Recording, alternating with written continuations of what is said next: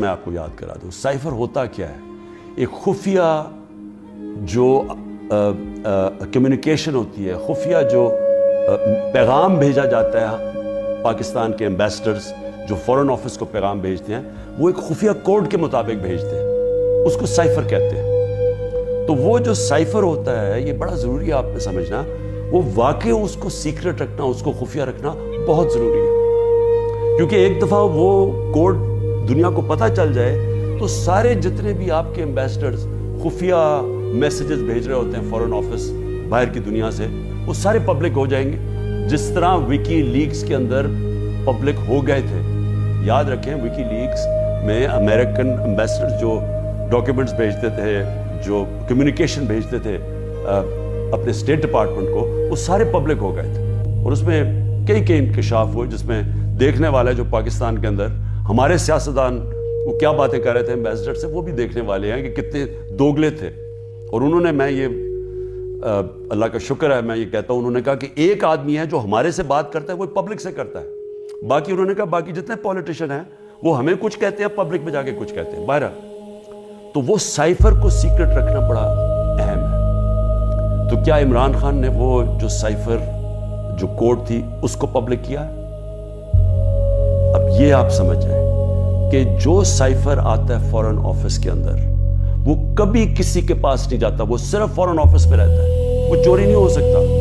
وہ foreign office میں پڑا ہوتا ہے. جو ہمارے پاس آتا ہے اور جس میں prime minister, president, army chief, ISI کا چیف, اور پھر ایک جاتا ہے اس کا جو جاتا ہے کیبنٹ سیکرٹری کے پاس, یہ یاد رکھیں کہ یہ وہ سائفر نہیں جاتا. یہ سائفر کا جو مفہوم ہوتا ہے وہ اپنے لفظوں میں لکھ کے ہمارے پاس پہنچتا ہے. تو سائفر فورن آفس میں رہتا ہے, وہ کبھی وہ نہ چوری ہوا ہے, نہ وہ اور کوئی دیکھ سکتا ہے, نہ پرائم منسٹر, ہم کوئی نہیں دیکھ سکتے, کیونکہ یہ سائبر سیکیورٹی کا قانون ہے جو کہ کیبنٹ ڈویژن بتاتی ہے ان کو فورن آفس کو. تو پہلے تو یہ سائٹ پہ کر دیں کہ سائفر کا جو کوڈ تھا وہ کبھی بھی پبلک نہیں ہوا, کسی نے نہیں وہ دیکھا, بشمول پرائم منسٹر کے, ہم نے کسی نے نہیں وہ دیکھا. ہمارے پاس وہ آیا کہ وہ سائفر کے اندر ایمبیسڈر اسد مجید اور ڈونلڈ نون نے کیا بات چیت کی, وہ ہمارے پاس آیا. اب سب کے لیے وہ میں نے بڑے احتیاط سے اس کو جب میرے سامنے آیا تو بڑے ہم نے احتیاط کی. کیا کیا ہم نے؟ سب سے پہلے اس کو فیصلہ کیا آپس میں کہ ہم یہ پبلک نہیں, ابھی اس کے اوپر بات نہیں کریں گے, کیونکہ OIC کی کانفرنس تھی پاکستان میں 22 اور 23 مارچ کو, تو سائفر آ چکا تھا 6 مارچ کا. ہم نے اس کانفرنس کی وجہ سے ہم چپ کر کے بیٹھے رہے, کیونکہ باہر سے منسٹر آ رہے ہیں اور شور میں جاتا ہے اس کا, تو ہم نے کہا ملک کو نقصان پہنچے گا. حالانکہ جو سائفر کے اندر چیزیں ہیں وہ میں آپ کو بتاؤں, اس سے بڑا نقصان ملک کو کیا پہنچنا تھا کہ پوری سازش ہوئی گورنمنٹ گرانے کی, رجیم چینج کی. 27 تاریخ کو میں نے جلسے میں جو ایک کاپی لہرائی وہ سائفر نہیں تھا, جو سائفر کے اندر پیغام تھا, تو وہ میں نے بتایا. اور میں نے تب بھی محتاط رہا, میں نے یہ نہیں بتایا کہ میں نے کہا یہ بڑا سینسٹیو ہے, میں نے لکھ کے بتایا کہ میں صرف کوئی غلط بات نہ کہہ دوں, کیونکہ انٹرنیشنل ریلیشنز ہے, ہماری دوسرے ملکوں کے ساتھ تعلقات ہیں, وہ نہ خراب ہو جائے. اس کے بعد میں نے کیبنٹ میں رکھا, کیبنٹ کے سارے ممبرز کو بتایا گیا کہ یہ سائفر آیا ہے, اور یہ سمجھ لیں کہ یہ کتنی بڑی اس ملک سے, میں سمجھتا ہوں کہ یہ کتنی بڑی ملک کی توہین ہوئی کہ ایک باہر کا ایک آفیشل وہ پاکستان کے ایمبیسڈر کو کہہ رہا ہے کہ اپنے پرائم منسٹر کو اگر تم نے نہ ہٹایا,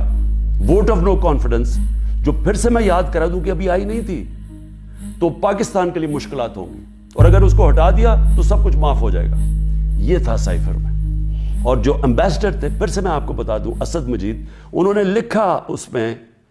کہ میرے خیال میں تمہیں اس کے امریکہ کے خلاف ان کو پروٹیسٹ کرنا چاہیے, ڈیمارش کرنا چاہیے کہ یہ کبھی اس طرح کی زبان استعمال نہیں ہوتی, ایسی دھمکی نہیں دی جاتی. میں پہلے کیبنٹ میں رکھتا ہوں, پھر 28 مارچ کو نیشنل سیکیورٹی کاؤنسل میں رکھتا ہوں, اور وہ نیشنل سیکیورٹی کاؤنسل میں سارے سروس چیف ہوتے ہیں,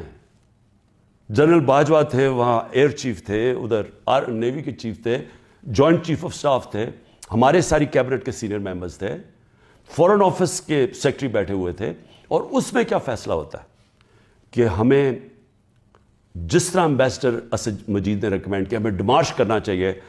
ہمیں امریکہ کو پروٹیسٹ کرنا چاہیے کہ یہ آپ نے ہمارے اندرونی معاملات میں مداخلت کی. تو جب وہ اس میں